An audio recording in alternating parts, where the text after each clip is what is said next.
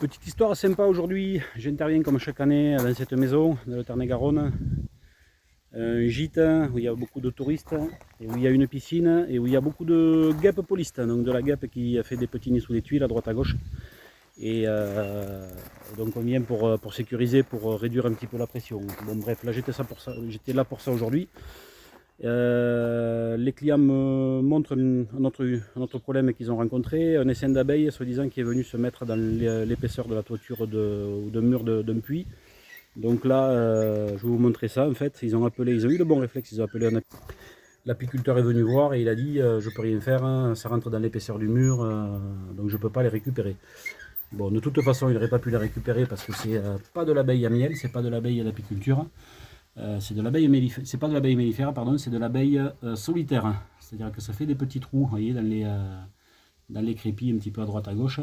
Et ces abeilles-là, eh bien, chacune fait ses petits œufs et s'occupe de ses larves à l'intérieur de l'épaisseur des murs. Ça fait des loges, elles ramènent du pollen, elles nourrissent leurs larves et ça nourrit les larves et ça refait des petites abeilles. Donc là, aucune dangerosité du tout. J'aurais pu faire le gars qui sait pas, ou j'aurais pu ne pas savoir et puis facturer l'intervention pour rien.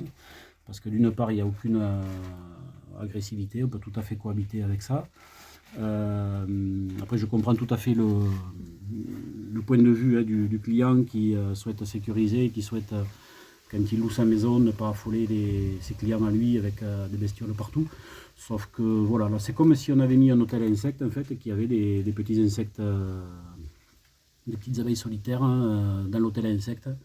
Voilà, donc là ça rentre dans des petits trous, pas du tout agressif. Et tout ça on va le garder. On mettra même peut-être un petit panneau pour expliquer ce que c'est.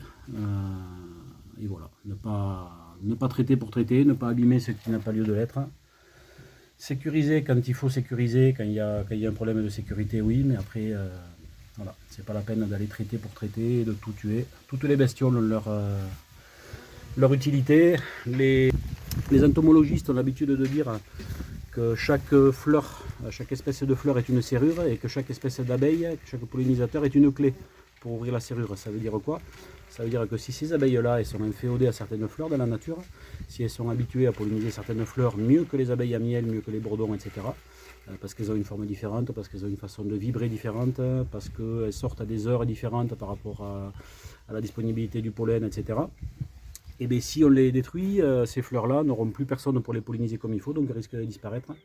Et toutes les chaînes alimentaires qui vont avec, et tout l'écosystème qui va avec, inféodé à cette fleur et à ce pollinisateur particulier. Voilà. Donc on laisse tout ça en place et puis voilà. Allez, suivez-nous, vous pouvez poser des questions en commentaire et puis à bientôt. Ciao.